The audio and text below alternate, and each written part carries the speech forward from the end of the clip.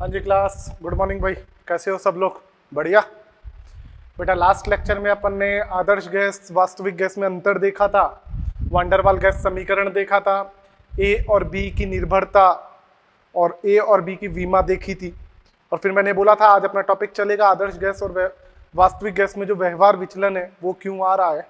तो अपन बेटा आज का अपना लेक्चर स्टार्ट करते हैं, लेक्चर नंबर 143। चैप्टर चल रहा है बेटा अपने पास गैसीय अवस्था।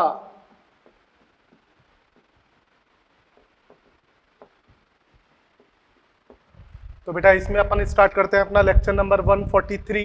क्या बोलता है टॉपिक अपने पास? क्या है? वास्तविक गैस का आदर्श गैस से व्यवहार विचलन की ये जो बेटा अंतर आ रहा है वो क्यों आ रहा है, इसकी बात करेंगे। बेटा अपने पास टॉपिक है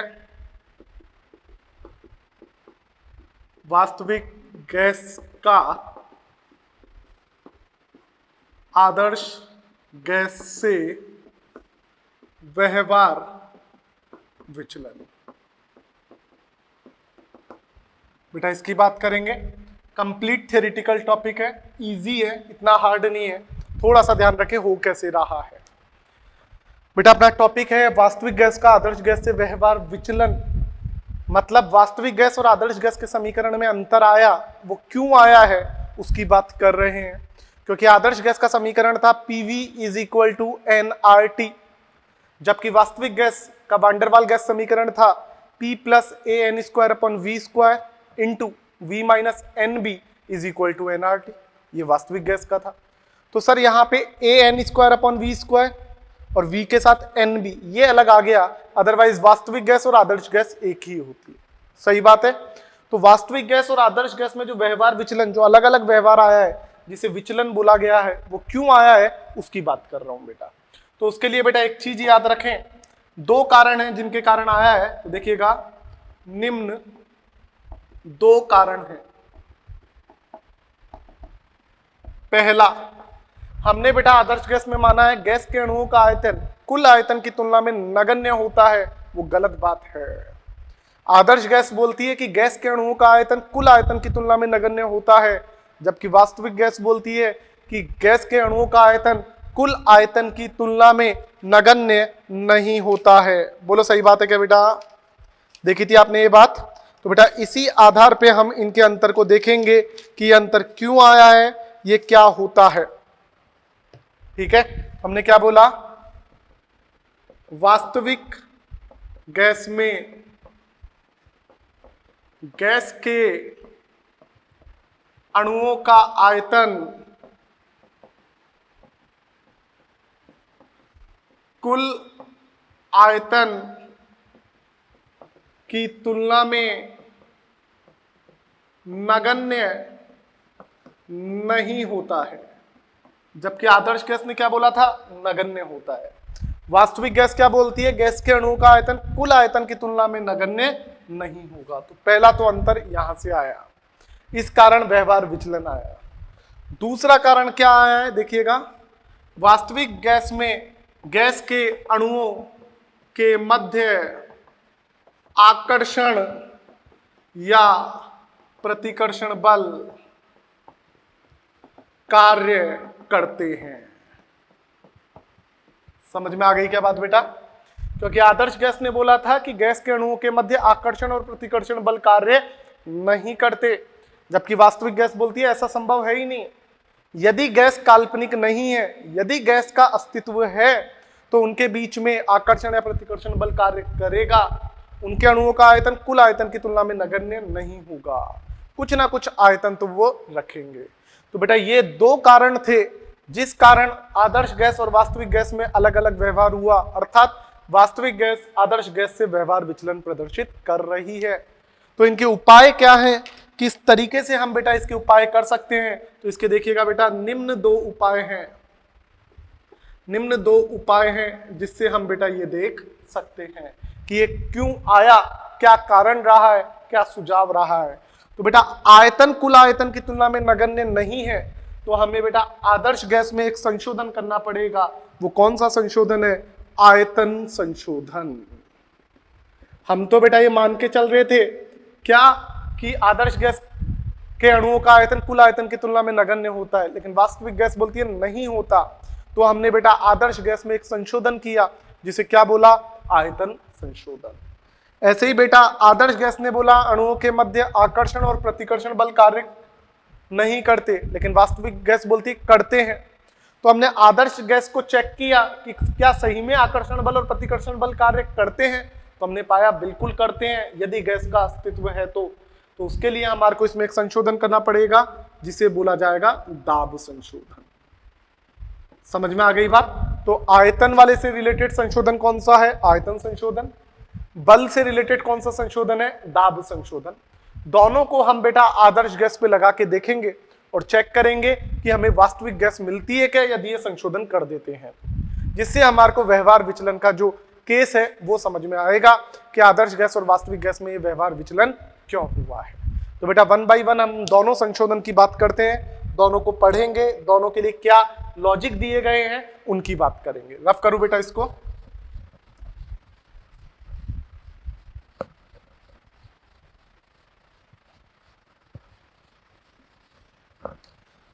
देखिएगा 1 by 1 दोनों संशोधन की बात करते हैं कि किस तरीके से बेटा दोनों को करेक्ट किया गया है। तो पहला बेटा अपने पास है आयतन संशोधन। बेटा आयतन संशोधन के लिए हमको कुछ चीजें माननी पड़ेंगी, जैसे गैस के अणु की आकृति, तो हम ये मानेंगे कि ये एक गोलीय पिंड है। गैस का अणु हमारे दिमाग में इमेज कैसी है कि ये गोला है, ऐसी इमेज आप सेट रखें। तो अपन ने बेटा माना कि गैसीय अणु एक गोलीय पिंड है, गोलीय पिंड है। अब बेटा गोलीय पिंड है तो आयतन क्या होगा, तो हमने लिखा एक अणु का आयतन कितना आ गया बेटा 4/3 πr³। ये एक अणु का आयतन आया है बेटा, समझ में आ गई बात। डन।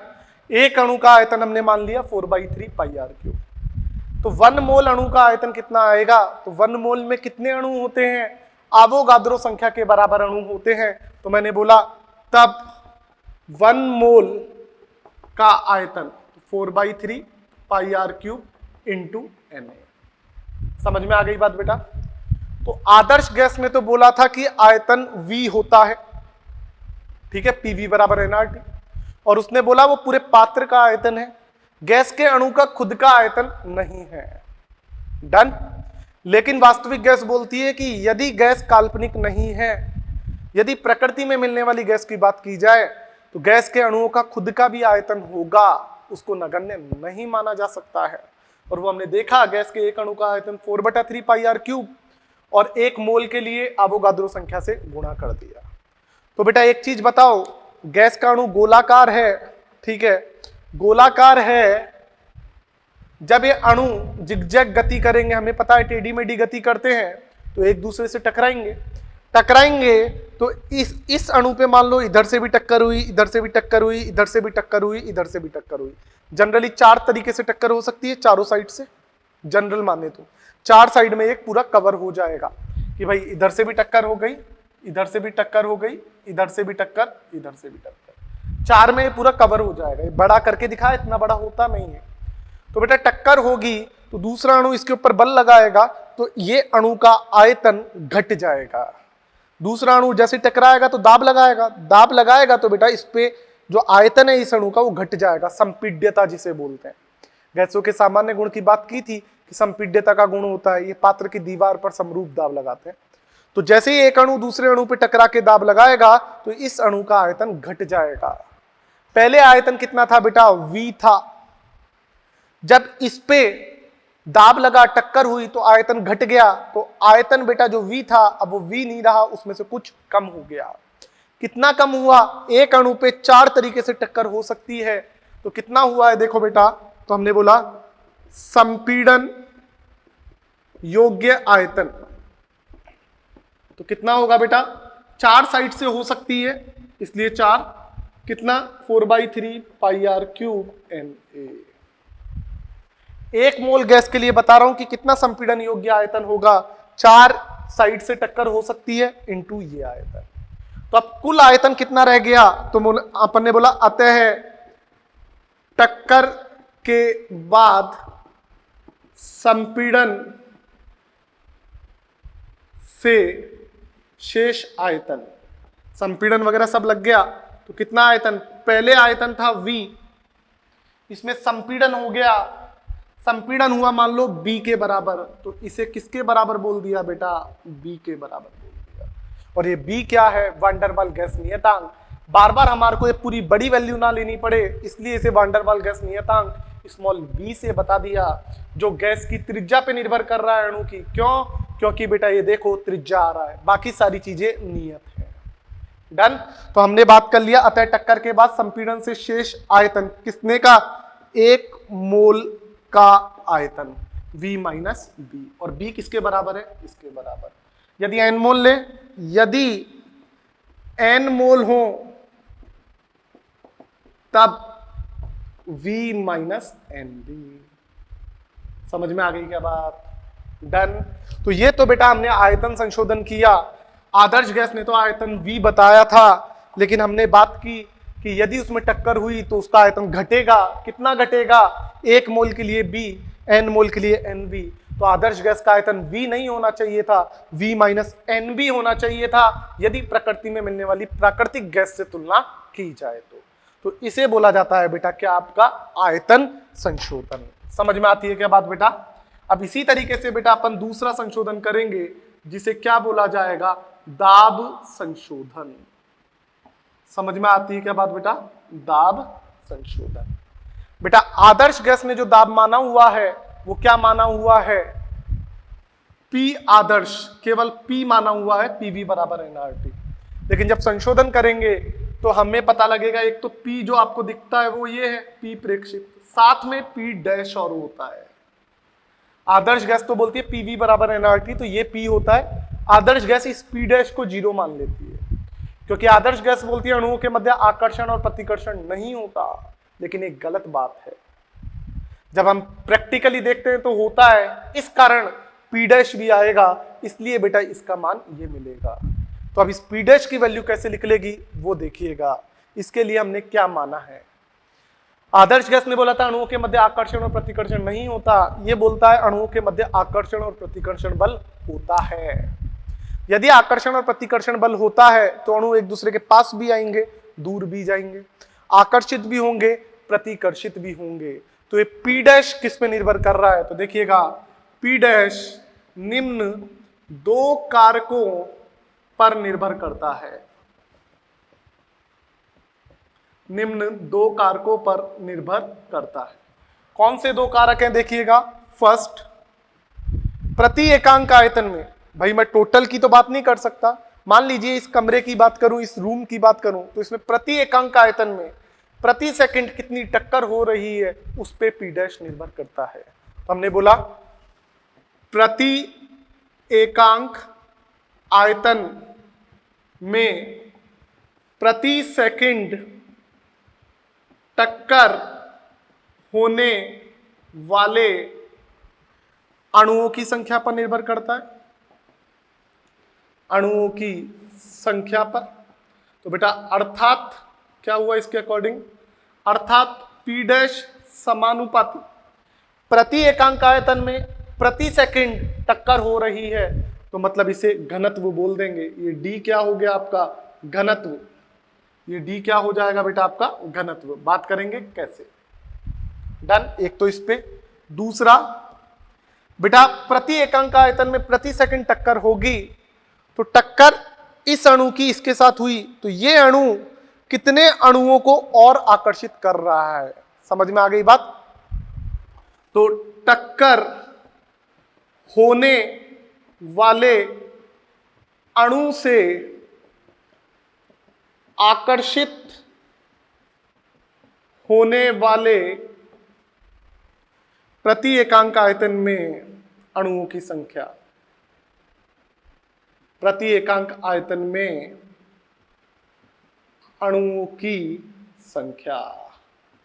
समझ में आ गई बात। इसके लिए भी अपन ने क्या बोला बेटा, फिर से वही प्रति एकांक आयतन और अणुओं की संख्या। अणुओं की संख्या मतलब मोल बोल सकता हूं, तो मतलब P डैश फिर से समानुपाती आ गया D के। तो बेटा ये अपनी इक्वेशन 1 आई, ये इक्वेशन 2 आई। तो बेटा इक्वेशन 1 और 2 से क्या बोल सकता हूं, तो समीकरण 1 व 2 से देखिएगा P डैश समानुपाती D स्क्वायर, जहां D क्या है बेटा आपका घनत्व है, और ये घनत्व किसके बराबर है, प्रति एकांक आयतन मतलब बट्टा में V, अणुओं की संख्या मतलब मूल संख्या n/v के बराबर है। भाई प्रति एकांक आयतन में टकराने वाले अणुओं की संख्या मतलब मोल संख्या, अणुओं की संख्या या मोल संख्या एक ही बात होगी भाई, क्योंकि मोल बराबर अणुओं की संख्या बटे आवोगाद्रो संख्या, आवोगाद्रो संख्या तो नियत है। समझ में आ गई बात, तो ये आया। तो अब इस आधार पे मैं चेक करता हूं आगे क्या होगा। बेटा इसको रफ कर रहा हूं, ये आई होप आपको समझ में आ गया होगा। तो इससे बेटा अपन आगे बात कर रहे हैं। आयतन संशोधन हमने कर दिया,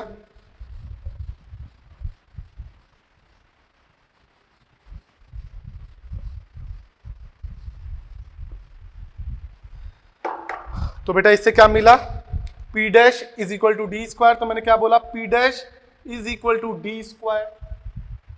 समझ में आ गई बात, डी स्क्वायर का मतलब क्या हो गया, n/v का होल स्क्वायर हो गया। समझ में आई बात। तो इसका मतलब बेटा मैं ये बोल सकता हूं P dash is equal to n/v का होल स्क्वायर। रुक जाओ, समानुपाती का चिन्ह है, n/v का होल स्क्वायर, और जैसे ही ये समानुपाती हटाया P dash is equal to क्या हो गया, ए लगा लो समानुपाती नियतांक, जिसे वंडरवाल गैस नियतांक बोला, an स्क्वायर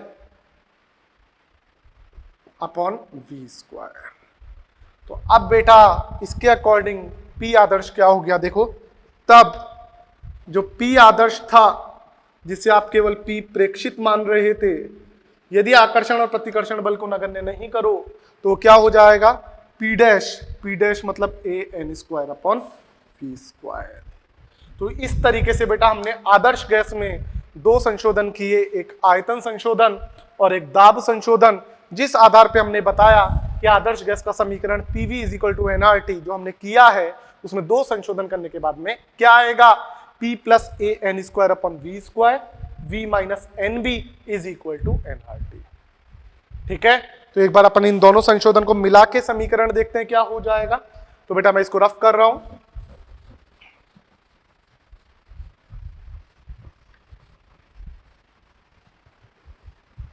बेटा ये मैंने आपको इजी लैंग्वेज में समझाया है, आप बाकी अलग अलग तरीके से इसको समझ सकते हैं। आपके मॉड्यूल में क्या है वो भी देख लें, बाकी इससे इजी लैंग्वेज नहीं हो सकती भाई।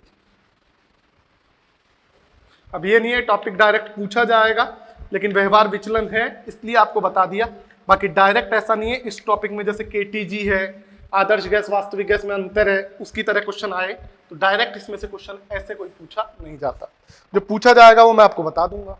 तो बेटा अपन ये बोल देते हैं, अतः उपरोक्त दोनों संशोधन के अनुसार, कौन कौन से, आयतन और दाब, उपरोक्त दोनों संशोधन से क्या बोल सकते हैं हम, जो PV is equal to nRT है वो क्या हो जाएगा, P के साथ आ जाएगा an square upon v square, V के साथ आ जाएगा nb is equal to nRT। Done.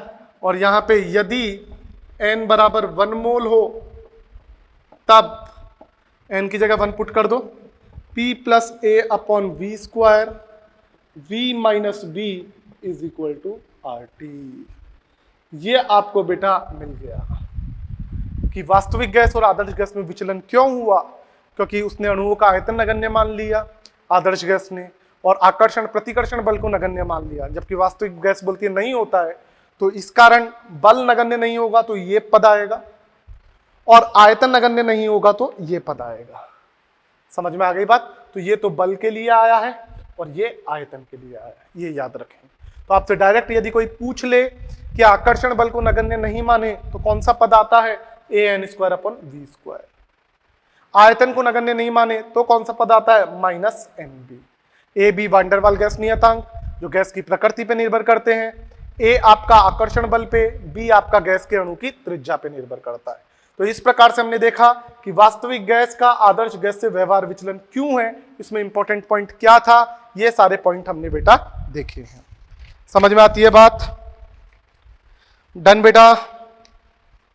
तो अब बेटा अपन वांडरवाल गैस समीकरण का अलग अलग कंडीशन पे व्यवहार देखेंगे कि दाब अत्यंत निम्न है तो क्या होगा, निम्न या संतुलित है तो क्या होगा, उच्च दाब है तो क्या होगा, उच्च ताप है तो क्या होगा। इनकी कंडीशंस बेटा अपन अलग अलग फॉलो करेंगे और चेक करेंगे कि क्या आता है। समझ में आती है बात बेटा? रफ करूं इसको? डन। तो इसको रफ कर रहा हूं एक बार, ये आपको समझ में आ गया है।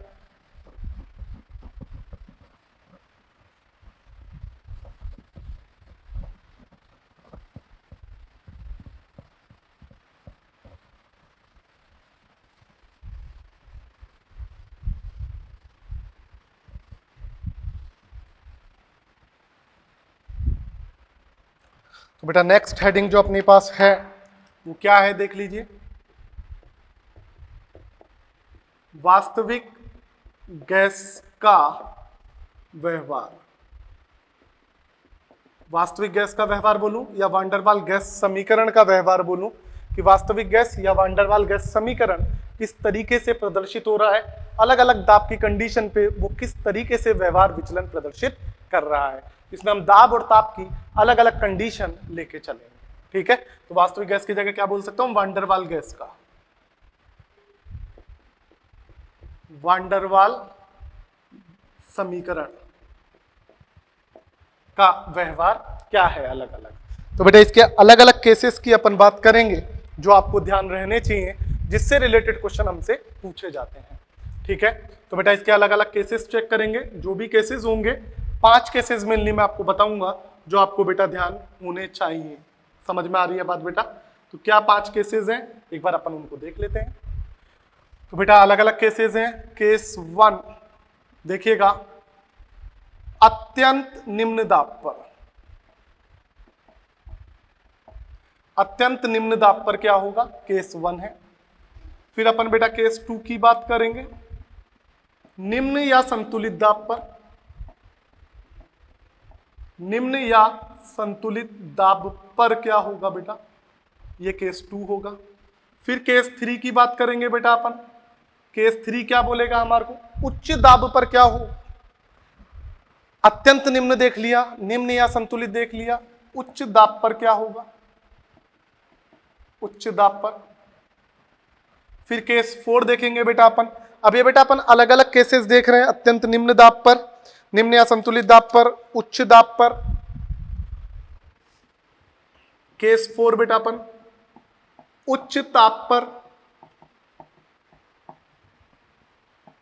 और एक केस 5 देखेंगे अपन, ये पूछ लेता है कई बार, H2 तथा हीलियम का अपवादित व्यवहार। ये क्यों है बेटा, इसको भी देखेंगे अपन। समझ में आ गई बात? तो इन 5 केसेस के थ्रू हमारा वांडरवाल गैस समीकरण का व्यवहार हमें समझ में आएगा कि ये अलग अलग कंडीशन पे क्या शो क्यों करता है और क्यों शो करता है। समझ में आ रही है बात? तो बेटा इनमें अपन देखते हैं निम्न दाब पर क्या हो रहा है, उच्च दाब पर क्या हो रहा है, कंडीशंस क्या है।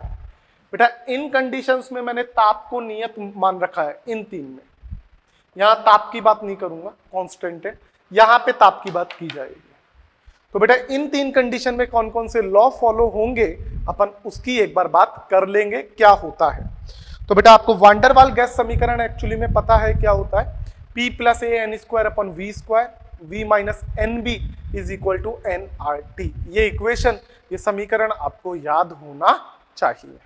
चले बेटा आगे अपन इसमें बात करें आगे। तो अब बेटा आगे यदि मैं चेक करूं कंडीशन पे, तो मैंने क्या बोला है कंडीशन, एक बार देखिएगा। तो बेटा अपन इसमें यदि कंडीशंस की बात करके चलें, अब हो क्या रहा है एक्चुअली में, तो देखिएगा अत्यंत निम्न दाब पर क्या होगा। समीकरण बेटा अपने पास होता है P + A n² / v², v - nb nRT, ये होता है बेटा। दाब अत्यंत निम्न है तो मैं ये बोल सकता हूं क्या, चूंकि दाब कम, नीचे की साइड एरो का मतलब दाब कम है तो आयतन ज्यादा होगा, चार्ल्स नियम से, सॉरी बॉयल के नियम से। ताप नियत कर रखा है, ताप नियत रहता है बॉयल के नियम में, तो P और V व्युत्क्रमानुपाती होता है। तो दाब को बहुत कम करोगे तो आयतन बहुत ज्यादा हो जाएगा। ये नीचे की साइड एरो कम को बता रहा है, ऊपर की साइड एरो ज्यादा को। तो दाब बहुत कम किया तो आयतन बहुत ज्यादा बढ़ गया। समझ में आ गई बात बेटा? अब आयतन बहुत ज्यादा बढ़ गया तो बेटा आयतन बहुत ज्यादा बढ़ गया, तब बेटा ये चीज बहुत ज्यादा है तो बी को मैं नगण्य मान सकता हूं। तब ए व बी को नगण्य लेने पर, समझ में आ गई बात? कैसे ए और बी को नगण्य लिया? आयतन बहुत ज्यादा कर दिया तो ये चीज लगभग नगण्य हट गई, ये चीज नगण्य बी गया, और आयतन बहुत ज्यादा है, हर वाली चीज बहुत ज्यादा है तो टोटल चीज बहुत कम हो गई, और बहुत कम तो ए भी नगण्य है। तो दाब कम तो आयतन ज्यादा, आयतन ज्यादा तो ए और बी नगण्य है। फिर से देख लो, ये बहुत ज्यादा तो ये बहुत छोटा हो जाएगा, और हर बहुत ज्यादा तो टोटल चीज बहुत कम, और बहुत कम तो नगण्य। और बेटा ये नगण्य हो जाएगी तो आपका ये भी जीरो हो गया, ये भी जीरो हो गया, ये दोनों टर्म, तो आपका क्या बचा? तब PV is equal to nRT। It means van der Waals gas समीकरण जो है हमारे पास वो अत्यंत निम्न दाब पर किसकी तरह व्यवहार करता है? आदर्श गैस की तरह व्यवहार करती है। समझ में आ गई क्या बात बेटा? सेकंड कंडीशन देखिएगा, निम्न या संतुलित दाब पर क्या होगा बेटा? इस पे बेटा A जीरो नहीं होगा, B जीरो होगा। निम्न या संतुलित दाब पर A जीरो नहीं होगा, B जीरो हो जाएगा। क्यों बेटा B जीरो क्यों हो जाएगा? अब अपन इसके लिए फिर से बात कर लेते हैं। यहाँ पे A जीरो नहीं बताया अपन ने, जबकि B को क्या बता दिया है बेटा? जीरो बता दिया है। तो अब इस पे क्या कंडीशन होंगी इसकी बात करते हैं। फिर से समीकरण लिखा, P plus A N square upon V square V minus N B N R T. बेटा B जीरो तो ये टर्म जीरो, बट ये टर्म बेटा जीरो नहीं होगी। तो देखो क्या आया, P plus A N square upon V square, ये एन बी वाली टर्म जीरो हो गई तो क्या बच गया? V N R T. V से गुणा करवाया तो P V plus A N square upon V is equal to N R T. समझ में आ गई क्या बात बेटा? क्लियर है बात? यहां पे n 1 मोल मान लो, n बराबर 1 मोल, तब देखो P V plus A upon V is equal to R T. ठीक है, तो आपके पास ये क्या आ जाएगा? P V plus A upon V is equal to R T आ जाएगा। क्लियर है क्या बेटा बात? यहां तक समझ में आती है बात? तो एक समीकरण ये आ गया, आर टी का भाग लगा दो, उसको आगे सॉल्व कर लो, तो वो भी आप सॉल्व कर सकते हो। तो बेटा यहां पे मैंने क्या किया, आर टी का भाग दोनों ओर देने पर, तो बेटा क्या होगा, एक बार मैं इसे रफ करता हूं, आगे की कंडीशन देखनी पड़ेगी अपन को, दोबारा जगह के अकॉर्डिंग देख लेंगे।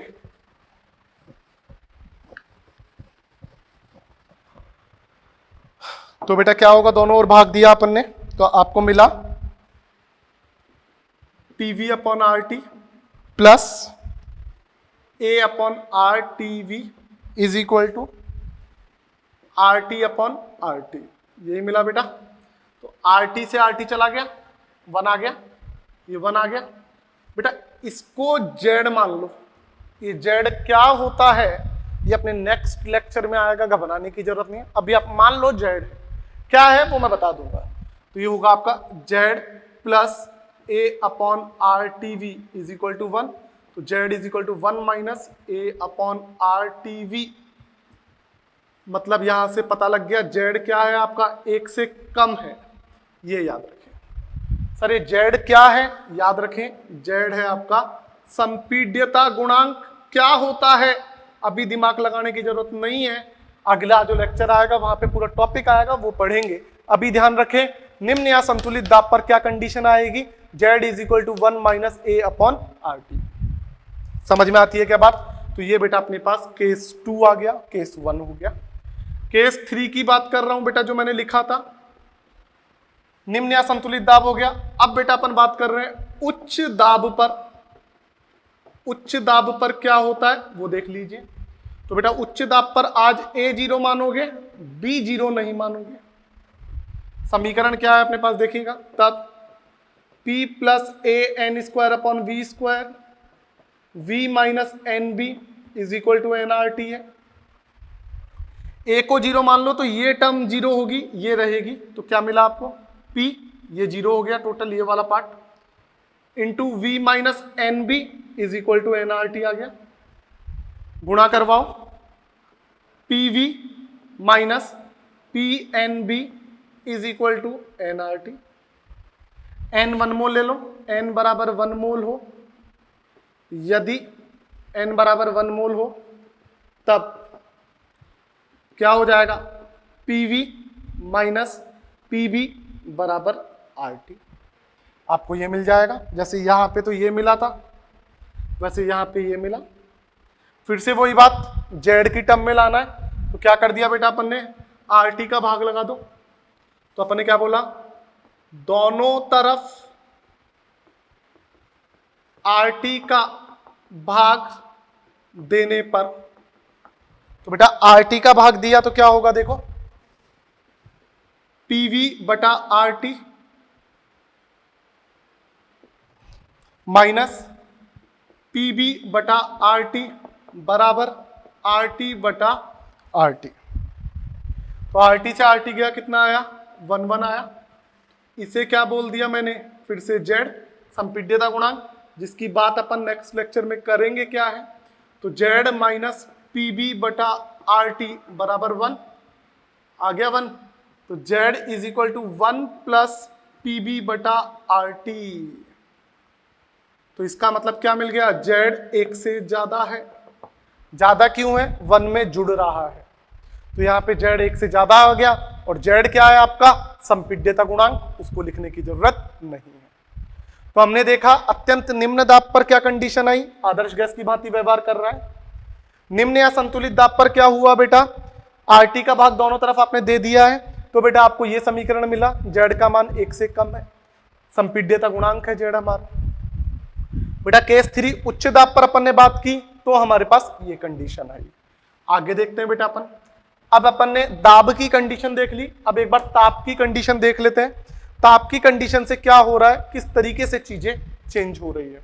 तो हमारा अब आया बेटा केस 4। केस 4 क्या है, उच्च ताप पर। तो बेटा याद रखें उच्च ताप पर क्या होता है, बेटा ताप आप बहुत ज्यादा कर दोगे, किसी चीज को ताता कर दोगे, बच्चे बोलते हैं ना छोटे ताता, किसी चीज को बहुत ज्यादा गर्म कर दोगे तो बेटा गर्म करने से अणुओं की गतिज ऊर्जा बढ़ जाती है। याद रखना, फिजिक्स बोलती है।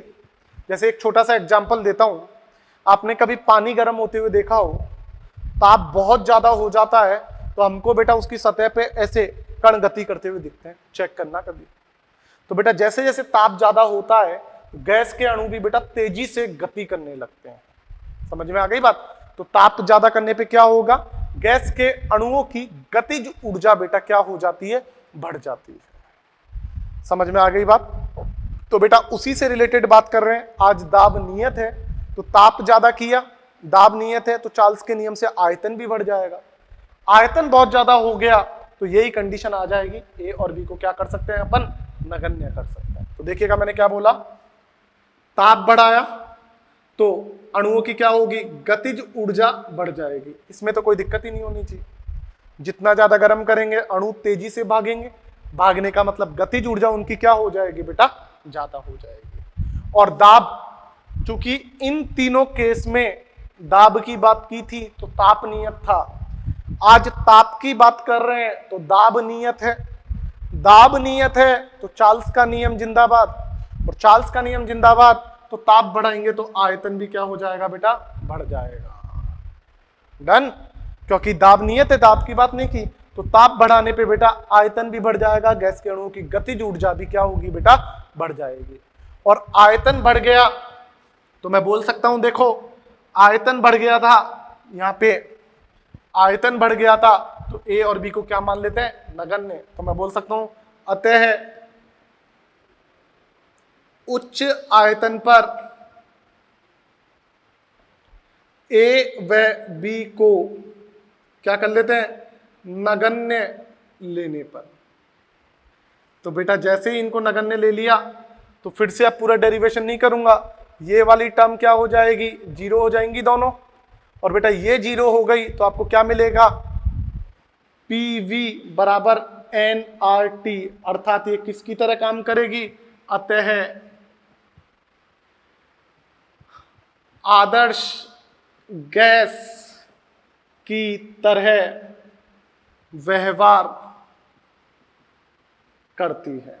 बोलो बेटा समझ में आती है क्या बात, किसकी तरह व्यवहार करने लग गया, उच्च ताप पर वान डेर वाल गैस समीकरण उच्च ताप पर आदर्श गैस की तरह व्यवहार करने लगेगी। समझ में आ गई बात। तो हमने दाब की कंडीशन देख ली, हमने ताप की कंडीशन देख ली।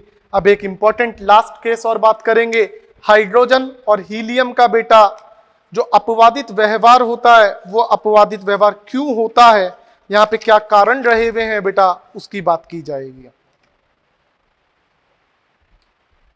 डन बेटा। तो अपन एक बार इसकी बात कर लेते हैं, इसमें क्या कारण रहा है इसको चेक करेंगे बेटा, ठीक है।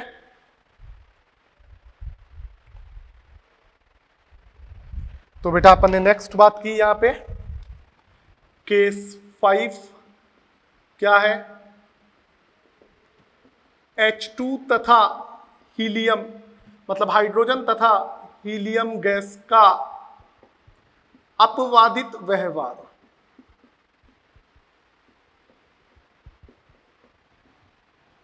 हाइड्रोजन तथा हीलियम गैस के अपवादित व्यवहार की बात की जाएगी कि ये दोनों अपवादित व्यवहार क्यों करते हैं। बेटा हाइड्रोजन और हीलियम इनका अणुभार बहुत कम होता है, इसका 2 और उसका 4 बहुत कम है।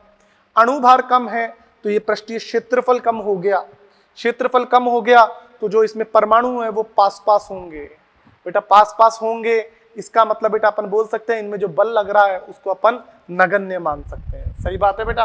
और वैसे भी याद रखना अणुभार और आकर्षण बल समानुपाती होते हैं, ये एक फॉर्मूला होता है, वो बात करेंगे आगे। तो हम बोल सकते हैं क्या, निम्न अणुभार के कारण, याद रखें किसके कारण, निम्न अणुभार के कारण इनके मध्य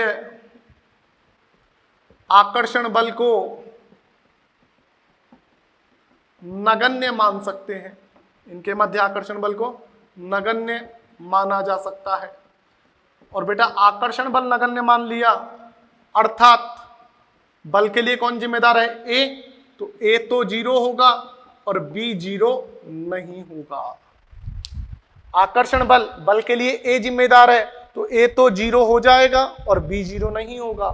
तो जब ए 0 हो जाता है और बी 0 नहीं होता है तो कौन सी कंडीशन मिलती है, तब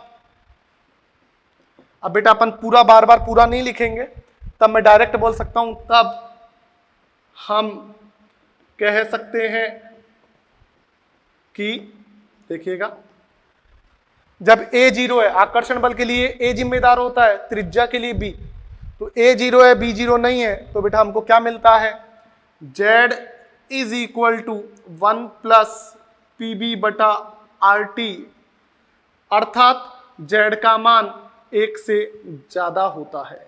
और यहाँ पे Z क्या है याद रखें, पहले भी बता दिया है, Z को हमने बेटा बोला है संपीड्यता गुणांक बोला है। बोलो बेटा बात समझ में आती है क्या। तो वान डेर वाल गैस समीकरण का आदर्श गैस से व्यवहार विचलन देखा, और व्यवहार विचलन के बाद बेटा मैंने बात की क्या, कि ये अलग अलग दाब ताप पे क्या क्या कंडीशन शो कर सकता है। तो उसके 5 केस आ सकते हैं, और बेटा ये केस बहुत इंपॉर्टेंट है आपके मॉड्यूल में, इनसे रिलेटेड बहुत सारे क्वेश्चन है, आपसे डायरेक्ट पूछ लेगा उच्च दाब पर क्या रिलेशन है, ये रिलेशन है। तो बेटा ये आपके MTR है, ये आपको रटा हुआ होना चाहिए। मैं आपको बताऊंगा डायरेक्ट पूछेगा क्वेश्चन में, तब मैं आपको बोलूंगा कंडीशन, ये डायरेक्ट याद होना चाहिए, ये कंडीशन डायरेक्ट याद होनी चाहिए, ये डायरेक्ट आपको याद होना चाहिए। मान लीजिए मैंने बोल दिया हाइड्रोजन और हीलियम गैस के लिए संपीड्यता गुणांक का क्या संबंध है, तो 1 से ज्यादा है, क्या रिलेशन है, 1 प्लस PB बटा RT है। मैं बोलूं उच्च दाब की कंडीशन में क्या रिलेशन है, 1 प्लस PB बटा RT, 1 में कुछ जुड़ रहा है, इसका मतलब Z का मान 1 से क्या हो जाएगा बेटा, ज्यादा हो जाएगा। समझ में आ गई बात। इसके बाद मैं पूछ लूं अत्यंत निम्न दाब पर क्या है, अत्यंत निम्न दाब पर वान डेर वाल गैस जो है आदर्श गैस की तरह व्यवहार करती है। अब 1 मिनट मेरी बात सुनो ध्यान से। मैंने जब आपको लास्ट लेक्चर में आदर्श गैस और वास्तविक गैस में अंतर लिखवाया था, तो वास्तविक गैस में एक लाइन लिखवाई थी, पहली लाइन, कि उच्च ताप तथा निम्न दाब पर यह आदर्श गैस की भांति व्यवहार करती है। देखो सिद्ध कर रहा हूं, उच्च ताप तथा निम्न दाब पर यह आदर्श गैस की भांति व्यवहार करती है। इसलिए यह पॉइंट याद होना चाहिए कि वास्तविक गैस आदर्श गैस की भांति व्यवहार कब करेगी? उच्च ताप पे और निम्न दाब पे ये वास्तविक गैस की भांति आदर्श गैस की भांति व्यवहार करेगी। बाकी दाब की और कोई कंडीशन हो और किसी कंडीशन में ये आदर्श गैस की भांति व्यवहार नहीं करेगी, उसमें ये जेड का मान कम भी हो सकता है, ज्यादा भी हो सकता है। ये जेड कम वक्त क्या है? संपीड्यता गुणांक है। ये क्या बताता है? इसकी बात अपन बेटा अगला एक टॉपिक आएगा, संपीड्यता गुणांक, गैसों का द्रवीकरण, वहां पे बात करेंगे। तो ये पॉइंट आपको ध्यान रखने थे। मैंने आपको आदर्श गैस वास्तविक गैस में अंतर बताया था। वहां पे मैंने आपको बताया था कि वास्तविक गैस आदर्श गैस की भांति व्यवहार कब करती है? उच्च ताप और निम्न दाब पे। वहां आपको याद करने के लिए बोला था, आज आपको सिद्ध करके बता दिया ऐसा क्यों हुआ है। क्योंकि ताप बढ़ेगा तो गतिज ऊर्जा बढ़ेगी, तो आयतन बढ़ेगा, और आयतन ज्यादा है तो ए और बी को नगण्य मान सकते हो। तो उस कंडीशन में क्या होगा ये आपको पता लग गया। बोलो बेटा, ये सारी कंडीशन समझ में आती है? तो ये बेटा हमने टॉपिक पढ़ा वास्तविक गैस का आदर्श गैस से व्यवहार विचलन, और वास्तविक गैस अलग अलग कंडीशन पे कैसे क्या शो कर रहा है, इन सब को बेटा हमने डिटेल में देखा है। समझ में आ रही है क्या बात बेटा? तो इस तरीके से बेटा अपन ने चेक किया क्या क्या चीजें हो रही है, किस तरीके से अपन इनको चेक कर सकते हैं। समझ में आती है बात? डन। अब आपको क्या करना है बेटा, इनसे रिलेटेड कुछ क्वेश्चन है। तो बेटा जैसे आपके मॉड्यूल में स्टेज 3 में क्वेश्चन दे रखा है, एक बार मैं आपको बता देता हूं, उसको अपन बाद में भी करेंगे, एक बार आप भी देख लें। क्वेश्चन नंबर स्टेज 3 में 30 पे आ जाओ। स्टेज 3 का क्वेश्चन नंबर 30, आदर्श गैस वास्तविक गैस से अधिकतम व्यवहार विचलन कब प्रदर्शित करेगी? तो बेटा इसका देखिएगा क्या आएगा। बेटा मान लीजिए ये आपकी आदर्श गैस है, ये वास्तविक गैस है, इसका जो अंतर है इसे विचलन बोला है। तो बेटा आदर्श गैस वास्तविक की तरह व्यवहार कब करेगी? उच्च ताप और निम्न दाब पर। ठीक है, ये अंतर कम हो जाएगा, ये विचलन कम हो जाएगा, व्यवहार दोनों सेम करेगी। मुझे ये विचलन, ये अंतर बढ़ाना है। मेरे को बोलना है आदर्श गैस वास्तविक गैस से अधिकतम विचलन कब शो करेगी? तो ये कंडीशन को उल्टा कर दो भाई। ये जो कंडीशन थी उच्च ताप निम्न दाब, वो यहां ला रही थी, तो उच्च ताप निम्न दाब को उल्टा कर दो, तो ताप को कम कर दो, दाब को ज्यादा कर दो, तो ये अंतर ज्यादा हो जाएगा, विचलन ज्यादा हो जाएगा। तो क्वेश्चन नंबर 30 का यही पूछा है कि आदर्श गैस अधिकतम विचलन कब प्रदर्शित करती है? तो इस कंडीशन को उल्टा कर दो, तो ताप को कम कर दो, दाब को ज्यादा कर दो, तो बेटा आपका पहला ऑप्शन इसका करेक्ट होगा। समझ में आ गई बात बेटा? ऐसे ही बेटा आप स्टेज 4 के क्वेश्चन पे देखो। स्टेज 4 का सेक्शन बी का पहला क्वेश्चन, आईआईटी वाला जो सेक्शन है, स्टेज 4 सेक्शन बी का पहला क्वेश्चन है कि वांडरवाल गैस समीकरण में आकर्षण बल को कौन सा पद प्रदर्शित करता है? तो आकर्षण बल के लिए बेटा an² / v² जिम्मेदार है, जबकि त्रिज्या के लिए ये चिन्ह का भी ध्यान रखें, प्लस an² / v² आकर्षण बल के लिए जिम्मेदार है, जबकि त्रिज्या के लिए -n भी जिम्मेदार है। तो बेटा इसका स्टेज 4 सेक्शन बी के पहले क्वेश्चन का आंसर आएगा second option an² / v²। Stage 4 के सेक्शन बी का ही क्वेश्चन नंबर 4 देख लो। संपीड्यता गुणांक उच्च दाब पर क्या होगा? तो उच्च दाब पर संपीड्यता गुणांक 1 + pb/RT होगा। तो डायरेक्ट पूछा हुआ है एग्जाम में, और मैंने इंपॉर्टेंट भी बताया, ऑप्शन 3 करेक्ट है। समझ में आ गई क्या बात बेटा, क्या पूछ रहे हैं? तो बेटा ये कंडीशंस और ये फॉर्मूले जो एमटीआर लगवाए हैं, ये याद होने चाहिए किस कंडीशन पे क्या होगा। बाकी की ये संपीड्यता गुणांक और इनके न्यूमेरिकल, और ये मैं आपको आगे की क्लास में और बताऊंगा। ठीक है, तो टेंशन करने की जरूरत नहीं है। ये आपके मॉड्यूल में इतने अच्छी तरीके से नहीं है, बुक में अच्छी तरीके से नहीं है। मैंने आपको टेबल बना के इसलिए करवाया जिससे सारी चीजें आपकी बेटा अच्छे से क्लियर हो जाए। बोलो समझ में आती है क्या बात? डन बेटा। तो ये बेटा चीजें अपन ने देखी कि किस तरीके से व्यवहार विचलन प्रदर्शित हो रहा है। इसमें घबराने की जरूरत नहीं है। फिर से बोल रहा हूं, कौन कौन से व्यवहार देखे हमने बेटा क्या क्या देखी है कंडीशन। अत्यंत निम्न दाब पे क्या हो रहा है, निम्न या संतुलित दाब पे क्या हो रहा है, उच्च दाब पे क्या हो रहा है, उच्च ताप पे क्या हो रहा है, और हाइड्रोजन और हीलियम का अपवादित व्यवहार क्या है? समझ में आती है बात? घबराने की जरूरत नहीं है, इनको एक बार अच्छे से पढ़ना, बाकी सारे क्वेश्चन में टाइम टू टाइम आपको कराता ही हूँ, तो टेंशन की क्या बात है। ठीक है बेटा, तो ओके, आज के लिए बहुत है, बाकी मस्त रहो, हंसते रहो, टेंशन की जरूरत नहीं है, इजी इजी चीजें हैं। ठीक है, चलूं आगे, तो बाकी की बातचीत बेटा नेक्स्ट लेक्चर में। इस चीज को बेटा आप अच्छे से पढ़ोगे, पक्का? अरे हंस दो। ठीक है बेटा, ओके, आज के लिए इतना बहुत है, थैंक यू।